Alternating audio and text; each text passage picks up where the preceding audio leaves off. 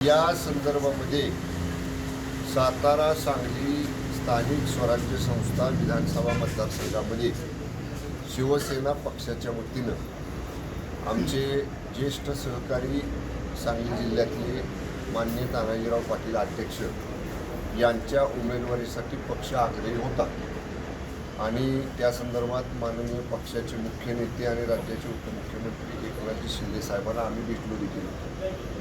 जागा वाटपामध्ये ही जागा शिवसेनेला सुटू शकली नाही, ही जागा भारतीय जनता पक्षाला सुटली। पण आम्ही अर्ज माननीय तानाजीराव पाटील अध्यक्षांनी अर्ज भरलेला होता, पण अर्ज भरतानाच त्यांनी सांगितलं होतं की पक्षाचा निर्णय मला मान्य राहील। त्याप्रमाणे माननीय अध्यक्ष तानाजीराव पाटलांची पक्षाचे मुख्य नेते आणि राज्याचे उपमुख्यमंत्री आदरणीय एकनाथ शिंदे साहेबांच्या बरोबर चर्चा झाली। आदरणीय शिंदे साहेबांनी महाराष्ट्रामध्ये आपण युती धर्म सगळीकडे पाळायचा आहे, ज्या ठिकाणी भारतीय जनता पक्षाचे उमेदवार आहेत आणि तिथं समजा शिवसेनेच्या काही पदाधिकाऱ्यांनी बंडखोरी किंवा अर्ज भरलेले आहेत त्यांनी माघार घ्यायचे, आणि जिथं शिवसेनेचे उमेदवार आहेत तिथं भारतीय जनता पक्षाच्या लोकांनी जर काही अर्ज भरले असतील तर ते त्यांनी माघारी घ्यायचे। युती धर्म पाळण्याच्यासाठी माननीय पक्षाचे मुख्य नेते एकनाथजी शिंदे साहेबांच्या आदेशाप्रमाणे तानाजीराव पाटील अध्यक्षांनी आज आपली उमेदवारी मागे घेतलेली आहे। पक्षाचा उपनेता म्हणून मी राज्याचा मंत्री म्हणून माननीय शिंदे साहेबांच्या वतीनं एवढंच माननीय अध्यक्षांना सांगितलेलं आहे की त्यांचा पक्षामध्ये निश्चितपणे मान सन्मान आणि निश्चितपणे त्यांना एक मानाचं स्थान पक्षामध्ये दिलं जाईल। दिल्लीमध्ये कॉक्रोच जनता पार्टीचं मोठं आंदोलन आहे, त्या ठिकाणी त्यांनी महाराष्ट्रातल्या अनेक युवकांना आवाहन केलेलं आहे की तुम्ही त्या आंदोलनासाठी यावं। विश्वंभर चौधरींनी देखील त्यांनी आमंत्रित केलेला आहे महाराष्ट्राला। तर तो त्यांनी एक स्वतंत्र पक्ष तयार केला आणि आता सोशल मीडियावरतीच त्यांचा मुख्य प्रचार सगळा सुरू आहे। आता लोकशाहीमध्ये कुणी कुणाला आमंत्रण द्यावं, कुणी कुणाला बोलवावं, कुणी कुणाच्या पुढं काय विचार ठेवावे, हा ज्याचा त्याचा लोकशाहीतला स्वतंत्र अधिकार आहे।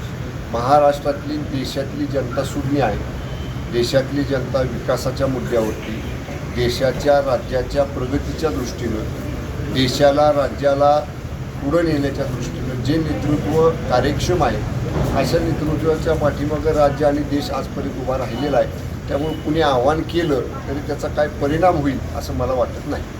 आज सांगली आणि सातारा विधान परिषदेसाठी मी शिवसेना पक्षाच्या वतीनं अर्ज भरला होता। राज्याचं जे धोरण ठरलं युतीचं त्याप्रमाणेच आपण पुढं जायचं असं मला वाटतं राजेंचा फोन आला होता आणि राजेंना सांगितलं होतं। तिकीट वाटपामध्ये इथली जागा भाजपला गेली आणि माझा फॉर्म AB फॉर्म मिळाला नसल्यामुळं अपक्ष राहिला। पण काल जी चर्चा झाली, शिंदेसाहेब असतील, आपले शंभूराजे देसाई साहेब असतील, उदय सामंत साहेब असतील आणि आपले या आमचे आमदार सुहासभाई असतील आणि आपल्या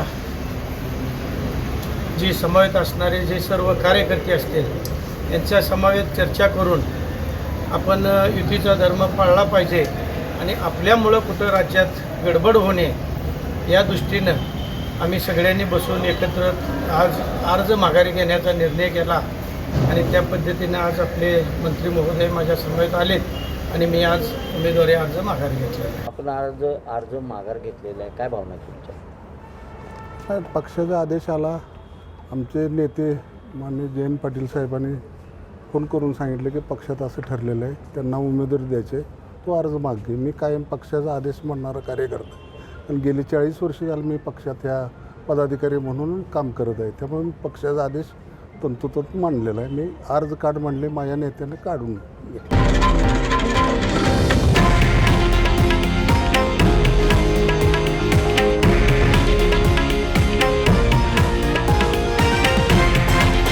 हे आहे देशातील नंबर 1 न्यूज नेटवर्क आणि आपण पाहत आहात TV9 मराठी, एकमेव।